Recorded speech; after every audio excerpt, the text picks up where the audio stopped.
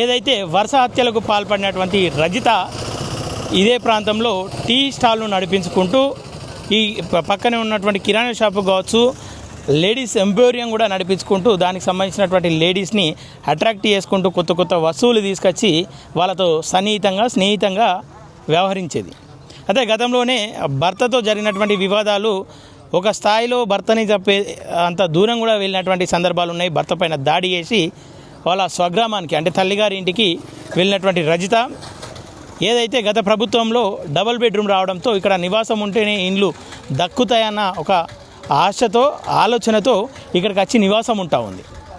Double బెడ్రూమ్లు అక్కడ పక్కనే డబుల్ బెడ్రూమ్లు అయితే బతుకు తెరువు కోసం ఏదో ఒక పని చేసుకోవాలన్న ఆలోచనతో గతంలో కిరాణా షాప్, దాని తర్వాత లేడీస్ ఎంపోరియం, అలాగే కుట్లు అల్లికలు, దాని తర్వాత టీ స్టాల్ నడుపుతూ ఇదే టీ స్టాల్లో దాదాపుగా 2 మహిళలను చంపేసి ఎవరు చూడకుండా థమ్సప్ బాటిళ్ళు అనేక కొన్ని వస్తువులు అడ్డం పెట్టి ఎవరు లేని సమయంలో ఒక సూట్ కేసులో ఆ శవాన్ని ప్యాక్ చేసుకొని వెళ్ళిపోయేది. అయితే దాన్ని ఎవరు కూడా గమనించలేరు. రోడ్డుకు పక్కనే ఉంది, మరి వాళ్ళు అరుపులు కేకలు పెట్టలేదా?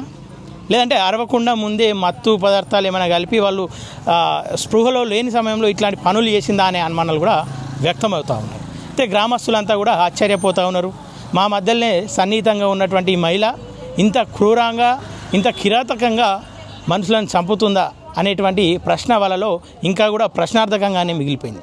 సాధు జంతువులను సాదుకుంటూ కుక్కలను, పిల్లులను ఆన్లైన్లో కొనుగోలు చేసి ఇక్కడ వాటితో సమయాన్ని గడుపుతూ ఇటు టీ షాపు నడిపిస్తూ కొడుకును ఇంట్లో ప్రత్యేక జిమ్ ఏర్పాటు చేసి ఒక మనిషిని ఎట్లా చంపాలి, ఒక మనిషి మెడలో ఉన్నటువంటి పుస్తెలతాడును ఎట్లా తెంపాలి, మనిషి అరవకుండా ఎట్లాంటి ఆయుధాలు వాడాలి, లేదంటే ఎట్లాంటి ప్రదేశాల్లో కొట్టాలి అనేటువంటి ట్రైనింగ్ యూట్యూబ్లో చూసి చాలా పగడ్బందీగా కొడుకును చాలా దిట్టంగా తయారు చేసుకున్నటువంటి సంఘటన ఈరోజు గ్రామస్తులను, ఈ చుట్టుపక్కల గ్రామాలను కూడా ఆశ్చర్యానికి గురి చేస్తూ ఉంది.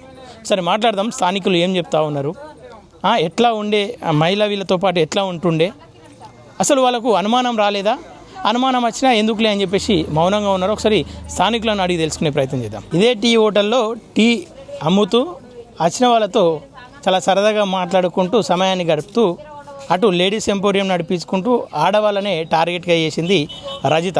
ఒకసారి మాట్లాడదాం. స్థానికులు ఉన్నారు, నిత్యం ఆమెను చూస్తుండే వాళ్ళు, ఆమెతో పరిచయస్తులు కూడా ఉన్నారు. ఏ రోజైనా ఆమె మీద అనుమానం కలిగిందా, లేదంటే సాధారణంగానే ఉన్నారు? ఒకసారి అడిగి తెలుసుకుందాం. అన్న చెప్పండి, రజిత అంటే మొన్న మీ పెద్దమ్మ చనిపోయింది. మీ పెద్దమ్మ చావు తర్వాత గతంలో జరిగినటువంటి కేసులు కూడా బయటకు వచ్చినాయి. అసలు రజిత అనే మహిళ పైన మీకు ఎప్పుడన్నా అనుమానం వచ్చిందా? అనుమానం రాలే, ఎందుకంటే అందరితోటి మంచిగానే ఉండేది, అందరితోటి సన్నిహితంగా ఉండేది. అదే మాయమాటలలో పెట్టి బంగారం టార్గెట్గా చేసి ఎవరిపైన ఎంత ఉంది ఇట్లా మంచిగా వాళ్ళతో మాట్లాడుకుంటూ వాళ్ళకి ఏమైనా ఆస్తి కూడా ఉన్నాయి ఇట్లా ఏదన్నా క్లో తీసుకొని, ఎందుకంటే లేడీస్ మాట్లాడుకుంటారు కదా, కావచ్చు అని సరదాగా అందరితో ఉండి మంచిగా ఉండి వాళ్ళది ఏందో అని క్లో గుంజుకొని వాళ్ళను అటాక్ చేసింది. ఇక్కడ మెయిన్ రోడ్డుకు ఉంది, అసలు చంపేటప్పుడు అరుపులు లేదంటే ఏదో ఒకటి వినిపిస్తూ ఉంటుంది. అట్లాంటి ఆధారాలు కానీ లేదంటే అరుపులు కానీ ఈ చుట్టుపక్కల వారికి ఎవరికి వినిపించలేదా?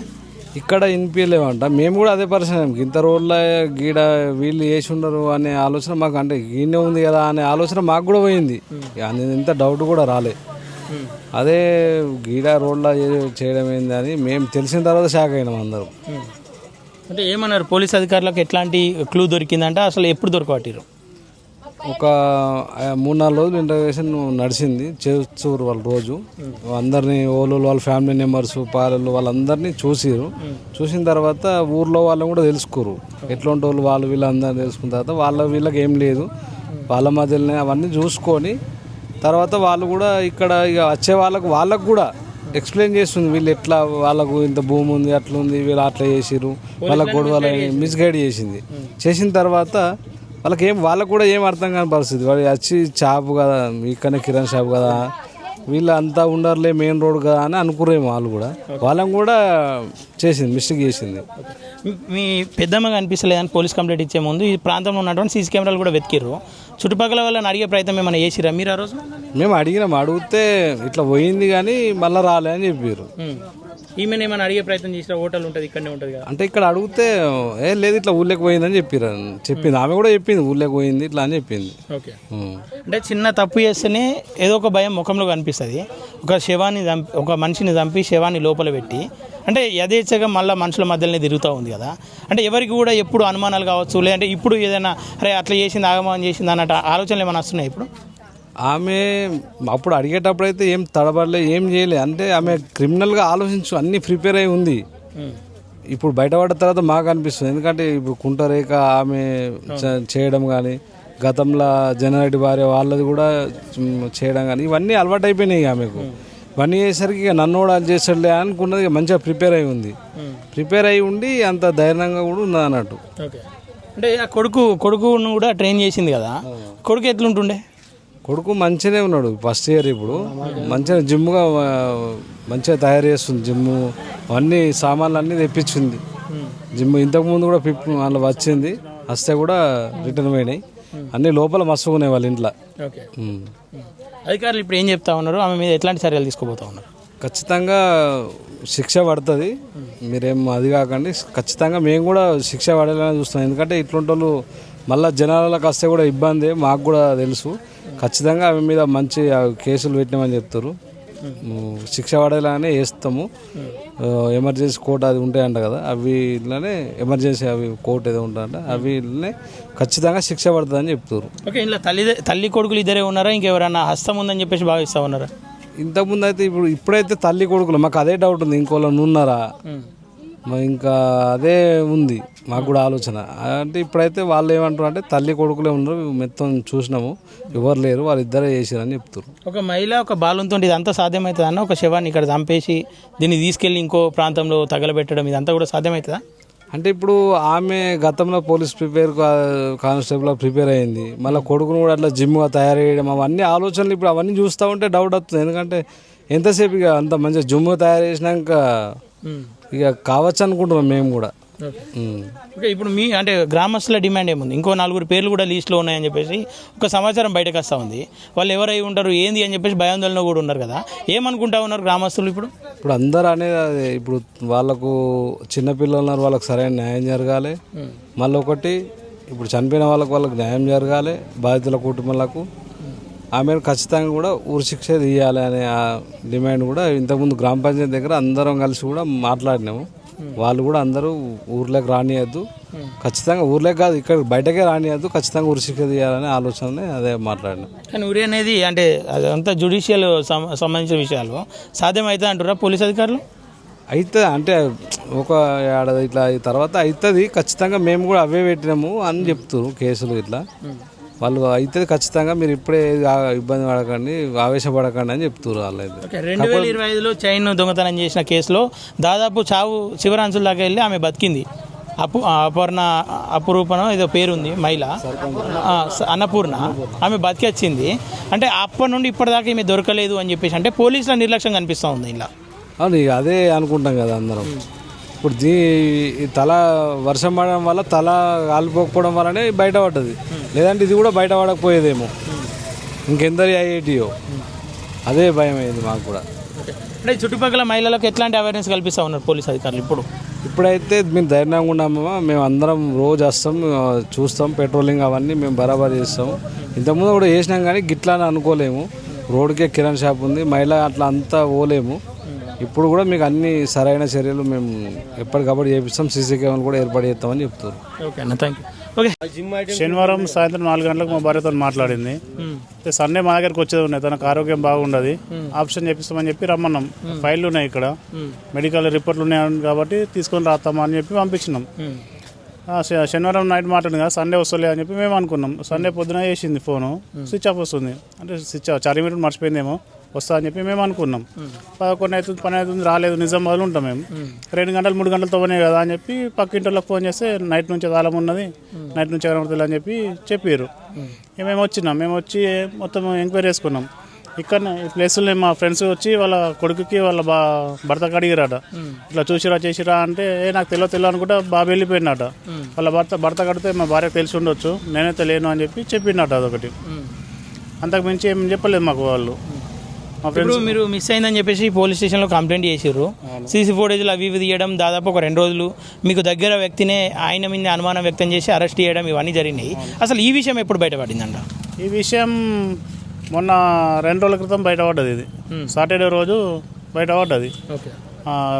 ఫ్రైడే రోజు ఎంక్వైరీ చేసిరట. ఎంక్వైరీ చేసి సాటర్డే రోజు పొద్దున్నే అరెస్ట్ చేసిరు అని చెప్పారు. 6 గంటలకి వచ్చి అరెస్ట్ చేసిరు ఆమెని వేసిందంట. ఆమె వాళ్ళ కొడుకు ఇద్దరు కలిసి చేసిరట అని చెప్పి అన్నది అని చెప్పారు మాకు. సాటర్డే రోజు పొద్దున తెలిసింది మాకు ఈ విషయం. అంటే మీరు శవాన్ని ఎట్లా గుర్తుపట్టిరు? శవం కాలిపోయిన స్థితిలో ఉంది, ఐడెంటిఫై లేదు అని చెప్పేసి పోలీసులు స్టేట్మెంట్ రిలీజ్ చేశారు. మీరు ఎప్పుడు గుర్తుపట్టిరు? అసలు మీ శవమే అని చెప్పేసి ఎప్పుడు కన్ఫర్మేషన్ ఇచ్చారు? అయితే నైట్ 9 o'clock పోలీస్ స్టేషన్ పోయినాం. పోలీస్ స్టేషన్ వెనుక పోలీసు అనుమత స్థితిలో మహిళ మృతదేహం ఉంది, అంటుపెట్టింది ఉంది అని చెప్పారు. అయితే మేము చూసినాక ఫేస్ మాకు అంత అనిపించలేదు మా అత్తమ్మది అని చెప్పి. తర్వాత కమ్మలు ముక్కు పుల్లలు మ్యాచ్ అయినాయి. మ్యాచ్ అయినాక నైటు మేము 10 గంటలకు వచ్చేసినాం. నైటు ఫోటోలు లెంకుతున్నాం, గ్యాలరీ మొత్తం లెంకుతూ ఉంటే ఆ టీతు మ్యాచ్ అయినాయి. పైన ఉన్న పనుల వరుస మ్యాచ్ అయింది. దాన్ని చూసి కన్ఫర్మ్ ఏమని అని చెప్పి మేము డిసైడ్ చేసుకున్నాం అది మా అత్తమ్మని అని. అంటే శవాన్ని గుర్తుపట్టిన తర్వాత అంటే అధికారులు ఏం చెప్పారు మీతో? అంటే ఎట్లాంటి చర్యలు ఉండబోతా ఉన్నాయని చెప్పేసి ఇప్పుడు చెప్తా ఉన్నారు. ఇప్పుడైతే కఠిన చర్యలు తీసుకుంటాం అని చెప్పి చెప్తున్నారు. ఆ శవాన్ని గుర్తుపట్టినాక ఫస్ట్ ఎంక్వైరీ చేశారు, మాకు చూపించారు. అవి ముక్కు పుల్లలు కమ్మలు గాజులు చూపించారు. మేము ఆ ఫేస్ని చూసి మావులే అని అనుకోలేదు. ఏదైతే పనుల వరుస ఉందో ఆమెను చూసి మా బాడీ అని చెప్పి మేము గుర్తుపట్టి మా బాడీ మా అత్తమ్మని అని చెప్పి గుర్తుపట్టి జరిగింది. ఈరోజు మాట్లాడితే కఠిన చర్యలు తీసుకుంటాం, శిక్షిస్తాం అని చెప్పి మాట్లాడుతారు. చట్టపరమైన శిక్షలు ఏవైతే ఉన్నాయో అవన్నీ ఉంటాయి అని చెప్పి మాట్లాడుతున్నారు. దాదాపు అంటే 8వ తారీఖు నాడు చనిపోతే నిన్న అసలు దోషులు ఎవరు అనేది 2 రోజుల క్రితం బయటపడ్డట్టుంది. అంతే. 8వ తారీఖు చనిపోతే మొన్న 15వ తారీఖు బయటపడ్డది ఎవరు చేసారో. ఎవరైతే మీ అత్త మేడల మీద ఉన్నటువంటి పుస్తల తాడు కావచ్చు, ఆ కడాలు కూడా తీసుకుందని చెప్పేసి అంటూ ఉన్నారు కదా, అవి ఏమన్నా మీకు అప్పగించిరా, చూపించిరా? లేదు, ఇంకా చూపించలేదు, చెప్పలేదు. అది దుబ్బాక కోర్టు పరిధిలో ఉన్నాయని చెప్పారు. ఓకే అన్న, థ్యాంక్ యూ. ఎవరైతే 8వ తారీఖు నాడు అన్ఐడెంటిఫైడ్ డెత్ గుర్తుపట్టని ఒక మహిళా మృతదేహం ఉంది అని చెప్పేసి దుబ్బాకలో చాలా సంచలనంగా మారినటువంటి కేసు. 2 రోజుల తర్వాత కుటుంబ సభ్యులు ఆ కమ్మలను లేదంటే పండ్ల గుర్తులను గుర్తుపట్టి ఈ శవం మాదే అని చెప్పిన తర్వాత కుటుంబ సభ్యులపైన అంటే కుటుంబంలో ఉన్నటువంటి ఒక వ్యక్తి పైన అనుమానం వ్యక్తపరిచారు. కానీ ఈ మహిళ పైన ఎట్లాంటి అనుమానాలు కూడా రాలేదు. వాళ్ళ అల్లుడు కావచ్చు వాళ్ళంతా కూడా పోలీస్ స్టేషన్ చుట్టూ తిరుగుతూ ఉంటే చివరికి సీసీ కెమెరాల్లో అనుమానాస్పద స్థితిలో 2-3 చుట్లు ఆ ప్రాంతంలో తిరగడం, ఇదంతా కూడా ఏదో అనుమానానికి గురి చేస్తూ ఉంది అని చెప్పేసి మహిళను ఎంక్వైరీ చేయగా అసలు నిజాలు బయటపడ్డాయి. దాదాపు సంవత్సరం క్రితం జరిగినటువంటి చైన్ స్నాచింగ్ కావచ్చు, మేలో జరిగినటువంటి ఒక రేఖ అనే ఒక మహిళ మిస్సింగ్ కేసు ఇప్పుడు మర్డర్గా గుర్తించారు పోలీసులు. ఇక మొత్తానికైతే పోలీసుల ఆధీనంలో ఉంది. ఇంట్లో కూడా జిమ్ముకు సంబంధించినటువంటి ఐటమ్స్ తీసుకొచ్చి కొడుకుని చంపడానికి లేదంటే మహిళలను కావచ్చు వాళ్ళని టార్గెట్ చేసి తప్పించుకోవడానికి సరైన ట్రైనింగ్ యూట్యూబ్లో చూసి కొడుకును చాలా పగడ్బందీగా ప్రతిష్టాత్మకంగా ఆయనకు ట్రైనింగ్ కూడా ఇస్తూ ఉందంట. ఒకసారి అవి ఐటమ్స్ కూడా చూసే ప్రయత్నం చేద్దాం. వచ్చినటువంటి అధికారులకు కూడా ఛాయలు ఇస్తూ సమాచారాన్ని ఇస్తున్నట్టుగానే సపోర్ట్ చేస్తున్నట్టుగానే పోలీసులను కూడా నమ్మించింది. ఒకసారి స్థానికంగా డబుల్ బెడ్రూమ్లో ఉండే వాళ్ళతో కూడా మాట్లాడదాం. అన్న చెప్పండి, ఎట్లా ఉంటుండే? మహిళను చూస్తూ ఉండే కదా మీరు రోజు, ఎట్లా ఉంటుండే అన్న? ఆమె అందరితో క్లోజ్గానే ఉంటుండే, అందరితో ఎవరు వచ్చినా కానీ ఫ్రీగానే ఉంటుండే.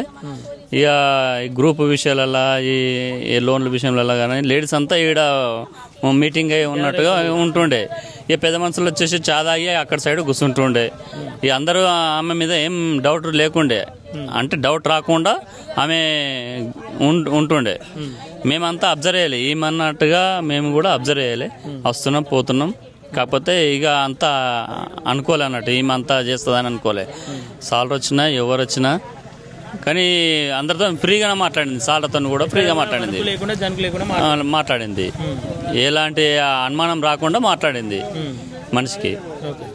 అంటే మీకు ఇప్పుడు ఏమనిపిస్తా ఉందన్న? మొన్నటి వరకు మీ మధ్యలోనే తిరుగుతుండే, అందరితోటి అన్న తమ్మి లేదంటే బాగున్నావా ఇట్లాంటి మాటలు మాట్లాడుకుంటూ ఉంటుండే. ఇప్పుడు ఆమె ఒక క్రిమినల్, గత 2 ఏళ్ళుగా హత్యలు చేసుకుంటే ఎవరికి దొరకకుండా ఉంటుంది అని చెప్పేసి అనుకున్నప్పుడు మీకేమనిపిస్తూ ఉంది? ఇక మాకు అంటే తెలిసిన మట్టుకైతే ఇదొకటి క్లారిటీ తెలిసింది కాబట్టి ఇక ఈమె మీదనే మొత్తము డిపెండ్ అయి ఉన్నారు అందరూ. ఇక మేము కూడా అంతా నమ్మలేము. ఇక ఫస్ట్ జన్నారెడ్డి భార్య, సర్పంచ్ భార్య అట్లా ఉండుట్లా ఇక టైట్ తీసుకోవాలని చెప్పేసి అని పోలీసులు కూడా సిపిఐ వాళ్ళు కూడా టైట్ తీసుకొని ఇక ఉండడం వలన ఇది క్లారిటీ దొరికేట్లా ఇక నమ్మకం అనిపించింది. ఇంట్లోనే అంటే శవాలను ప్యాక్ చేసుకోవడానికి సరిపడే సూట్ కేసులు, అలాగే ఇంట్లోనే జిమ్ ఐటమ్స్ కూడా పెట్టుకుందని చెప్పి చెప్తా ఉన్నారు. ఎప్పుడన్నా అట్లాంటివి దాఖలాలు మీరు అంటే గమనించారా బయటకు తీసుకొచ్చేటప్పుడు? కానీ కనిపించలేదు, అటువంటి ఏమి కనిపించలేదు. ఇక పిల్లగాడు కూడా అందరితో ఏం ఫ్రీ ఉండకపోగాని కాకపోతే మాట్లాడుతుండే వెళ్ళిపోతుండే వాళ్ళ అమ్మతోని, కానీ వాళ్ళ అమ్మనే అందరితో మాట్లాడుతుండే. ఈ పిల్లగాడు అంతా సైలెంట్గా ఉంటుండే, కాలేజీ పోయి వస్తుండే అంతే తప్పించి ఏం లేదు. ఇక అంటే ఈ సైకో గుణాలు ఎప్పుడు కూడా బయట పడనీయలేరు వాళ్ళు, అంత అనుమానం రాకుండా మాట్లాడారు అన్నట్టు. ఇంత మనిషి అనేది అనుమానం రాకుండా అందరితో ఫ్రీగా ఉండిపోయే వరకు నమ్మే వరకల్లా ఏంటంటే ఇది సాల్వ్ ఎంక్వైరీ చేసి మొత్తం డౌట్ క్లియర్ చేసే వరకల్లా అప్పుడు నమ్మినాం. ఇంట్లో ముగ్గురు ఉంటారు, భార్య, భర్త, కొడుకు భార్య పనులు చేస్తూ ఉంటే భర్తకు అంటే ఎక్కడ కూడా అనుమానం రాలేదని చెప్తా ఉన్నా. ఇక భర్త అంటే తెలియదు, ఆయన అడిగితే తెలియదు అని చెప్పేసి అని అంటుండు. ఆయన మీద నమ్మకమే ఆయన, ఎందుకంటే ఊర్లో జర పేరున్నోడే. ఇక ఆయన మీద కూడా అత్యాచారం చేసింది ఆల్రెడీ. పాతింటి కాడ ఉన్నప్పుడు చంపేస్తా అని చెప్పేసి కొట్టించ ఇక నడి రోడ్లకు తీసుకొచ్చేసింది, చనిపోయాడని చెప్పేసి అనుకున్నది. తెల్లారి చూసే వరకల్లా ఇక జర ఉన్నది కొనిపానంతో ఉండే వరకల్లా హాస్పిటల్ తీసుకుపోయినాక వాళ్ళ కులంలో పిలుచుకొని మాట్లాడితే అప్పుడు సిరిసిల్లకు వెళ్ళిపోయింది. ఇక వాళ్ళ ఘర్షణ జరిగింది, వెళ్ళిపోయింది. లేకుంటే చనిపోయినా అప్పుడే అనుకుంది ఆమె. ఇక అటువంటి ఇక ఉన్నాయని మాకు తెలియదు. ఇక ఇట్లా జరిగినాయి అన్నట్టు. ఓకే, ప్రధాన డిమాండ్ ఏముందన్న? మీ మధ్యలోనే తిరిగే వాళ్ళు ఆ రేఖ కావచ్చు, విజయలక్ష్మి కూడా వాళ్ళు అంటే వాళ్ళ ఆచూకీ తెలియకుండా ఒక ఆమెనేమో ఎవరితో పారిపోయిందని చెప్పేసి, తల్లి ప్రేమ లేదు అని చెప్పేసి నిందలేసారు రేఖ అనే మహిళ పైన. ఈమెనేమో ఎక్కడికి వెళ్ళిందో అని చెప్పేసి దాదాపు ఒక 2 రోజులు 3 రోజులు తర్జన తర్వాత శవం ఆమెది అని చెప్పేసి గుర్తించారు. మీరేం డిమాండ్ చేస్తూ ఉన్నారు పోలీస్ అధికారులను? లేదంటే వాళ్ళకి ఎట్లాంటి శిక్ష పడాలని చెప్పేసి కోరుకుంటా ఉన్నారు? మేము అనుకున్నది ఏంటంటే ఒకటి ఉరి శిక్ష కంపల్సరీ. ఇటువంటి వాళ్ళకు 1 కాదు 3 అత్యాచారాలు 3 జరిగినాయి కదా, కంపల్సరీ ఉరి శిక్ష కంపల్సరీ వేయవలసిందే. ఇది బయటకి మాత్రం వెళ్ళింది అనుకో మేమే చంపేస్తాం, ఇది మాత్రం ఖచ్చితం. ఈ డబుల్ బెడ్రూమ్ బొంపల్లి వాళ్ళకి కనిపించినా కానీ కంపల్సరీ మేము అందరం కలిసిపోయి మేమే తీసేస్తాం ఆమెని, కొడుకునైనా తల్లినైనా మేమే చంపేస్తాం. ఇక అట్లా మేము ఇక గట్టిగా ఉన్నాం. డబుల్ బెడ్రూమ్లో మొత్తం అందరం భార్య పిల్లలు అయినా అందరూ భయపడతారు ఈ విషయంలో. అయితే నిన్న మొన్నటి వరకు స్వేచ్ఛగా తిరిగిరు, స్వేచ్ఛ వాతావరణంలో బతికిరు. ఈరోజు ఆ స్వేచ్ఛ కనిపిస్తూ ఉందా మీ ఇంట్లో మీకే?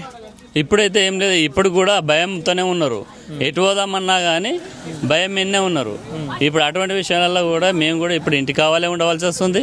వీళ్ళ ఇంకా ఇంకోళ్ళు ఉన్నారని అనుమానం కింద ఉన్నాం. ఇంకా ఇంకోళ్ళని వస్తారేమని భయం మీదనే ఉన్నారు. ఇక కొంతమంది ఏమో ఊళ్ళకి వెళ్ళిపోయారు, ఈ డబుల్ బెడ్రూమ్ నుంచి కొంతమంది ఊళ్ళకి వెళ్ళిపోయారు. మళ్ళీ వస్తుండొచ్చు చెప్పలేం, కానీ ఇక భయంతోనే ఉన్నారు. ఇంట్లో ఉన్న వాళ్ళు అయితే మొత్తం భయంతోనే ఉన్నాం. ఇక ఆ విధంగా అయితే మొత్తం భయంతోనే ఉన్నాము ఇప్పుడైతే. ఇక వాళ్ళు దొరికిరంటే మాత్రం ఇక ఉంచమండి, ఖచ్చితంగా శిక్ష పడాలి. మేము కోరుకునేది అదే. ఓకే, చూస్తున్నారు కదా, ఇది ఇంట్ల మధ్యలోనే తిరుగుతుండే, అందరితో సన్నిహితంగా ఉంటుండే. ఏ రోజు కూడా ఇంత కూడా అనుమానం రాకుండా అందరితో సన్నివిగా మాట్లాడడం, ఇక్కడ పిల్లులను కుక్కలను పెంచుకుంటూ ఏదో జంతు ప్రేమికురాలుగా వీళ్ళందరినీ కూడా నమ్మబలికింది. ఒకసారి మాట్లాడదాం అన్న. ఎట్లా అంటే ఇదే ప్రాంతంలో తిరుగుతూ ఉంటావు, మెయిన్ రోడ్కే ఉంది. ఇక్కడ ఒక మహిళను చంపి, అంటే 2-3 మహిళలను చంపి లోపల పెట్టి ఇంత దర్జాగా తిరుగుతూ ఉంది అని చెప్పేసి అంటే ఎట్లా చూస్తారు? అంటే ఆమె గతంలో జన్నారెడ్డి మన సర్పంచ్ జన్నారెడ్డి భార్యది గొలుసు దొంగతనం చేసింది.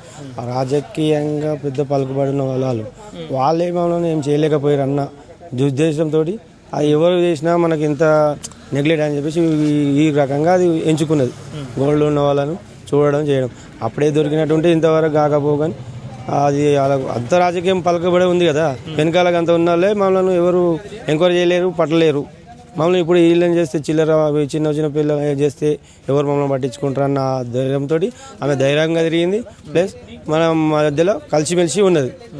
ఆమె చంపుతుందన్నంత క్లారిటీ కూడా ఎవరికి అంత రాలేదన్నట్టు. ఆమెను చూస్తే కూడా ఎవరికి కూడా అనుమానం రాకుండా బతికింది అన్నట్టు, అంత ధైర్యంతో. అంటే ఎప్పుడన్నా అనిపిస్తుందా ఇట్లాంటి ఆనవాళ్ళు ఏమైనా కనబడ్డా వాళ్ళ ఇంటి చుట్టూ? కనపడలేదు ఆమె దగ్గర అయితే. ఏం కనిపి బాగానే మాట్లాడుతుండే, తమ్ముడు అంటుండే, పిల్లల్ని అడుగుతుండే, అందరిని అడుగుతుండే, మన సొంత అక్క లెక్కనే మాట్లాడుతుండే. మన అక్క వాళ్ళు కదా బయటకు వెళ్తే ఎటు పోయినావు తమ్మి ఎట్లా వచ్చినావు అని అడుగునట్టు అట్లనే మాట్లాడుతుండే. కానీ వేరే కొంచెం కూడా డౌట్ లేకుండా చేసింది. గతంలో మీ కుటుంబ సభ్యులకు కూడా ఫోన్ చేసి మధ్యాహ్నం పూట రమ్మని చెప్పడం ఒంటరిగా ఉన్నప్పుడు మా భార్యను అడిగిందంట, స్వీట్ బాక్స్లు వచ్చినాయి దివ్య, వచ్చి తీసుకపోదు ధర, మంచి ఫ్రెష్ ఉన్నాయి, పాపలకు పిల్లలకు తీసుకుంటావు కదా, ఇప్పుడు బాగున్నాయి తీసుకుపోద్దా అని ఒక 2-3 సార్లు ఫోన్ చేసిందంట. ఆమె రాలేకపోయింది. ఆమె వస్తే కూడా ఇట్లనే చేస్తుండే కావచ్చు. మధ్యాహ్నం అంటే ఎవరికి అవసరం కిరాణా షాము అనుకంటే మనకు అవసరం ఉంటే మనం వచ్చి తీసుకుంటాం. ఆమె ప్రత్యేకంగా ఫోన్ చేసి స్వీట్స్ వచ్చినాయి దా అని అనడం అంటే దీనిలో మనకు కొంచెం డౌట్ పడాల్సిన అవసరం ఉంది. అప్పుడేమైనా డౌట్ వచ్చిందట్నా? అప్పుడేమో డౌట్ రాలేదు. ఇవన్నీ మనకు తెలియదు కదా. ఆమె ఫ్రెండ్లీగా మాట్లాడుతుంది, ఫ్రెండ్లీగానని అనుకుందాడ. అంతనే మాకేం చెప్పలే. ఇప్పుడు చెప్పింది నన్ను కూడా ఇట్లా రమ్మన్నదని. ఈ విషయం తెలిసినాక ఆమె భయపడుతుంది. ఆమె ఇంట్లోకి వెళ్ళి కూడా బయటకు రావడానికి కూడా భయపడుతుంది. అలాంటి సిచ్యువేషన్ ఉంది. సొంత ఇంట్లోనే సొంత గ్రామంలోనే ఇలా భయపడే పరిస్థితి ఏర్పడింది. అంటే పోలీసుల నిర్లక్ష్యం ఉందంటారా ఇలా? నిర్లక్ష్యం అంటే ఉండదు కంపల్సరీ. పోలీసు వాళ్ళ నిర్లక్ష్యం. రాజకీయ నేత భార్య మెడలో గొలుసు తెంపుకోయినప్పుడే దొరకబట్టి ఉంటే ఈ 2 శవాలు ఈ మడ్డలు కాకపోతుండే, ఇంతవరకు రాకపోతుండే కదా.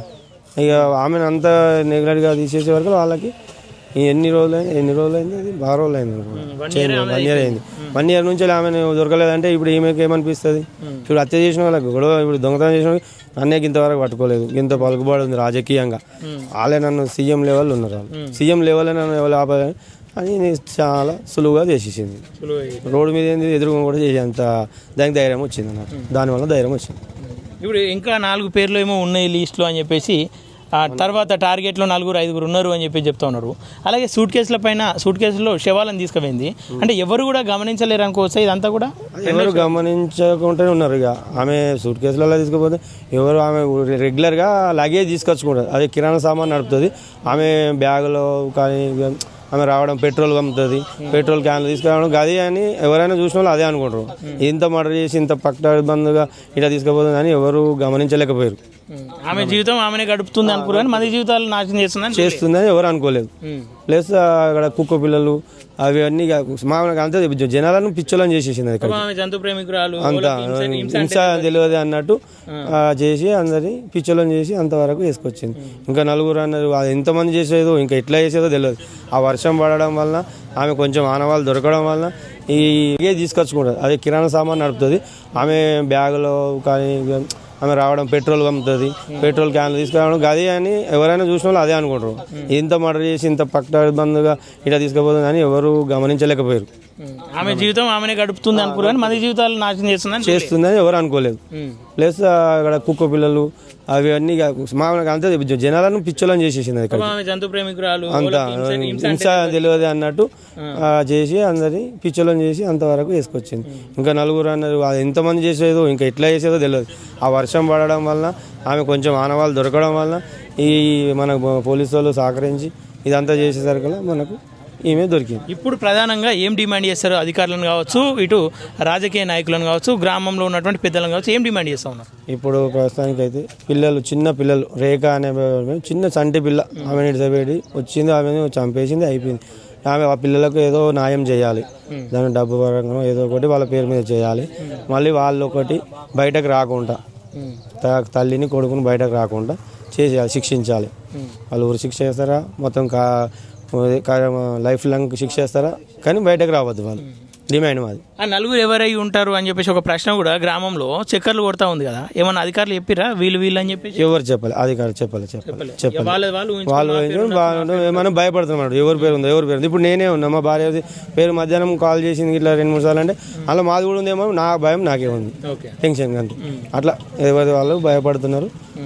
మొత్తం అయితే బొంపల్లి గ్రామం అయితే భయాందోళనలో భయపడుతుంది ప్రస్తుతానికి. ఓకే అన్న.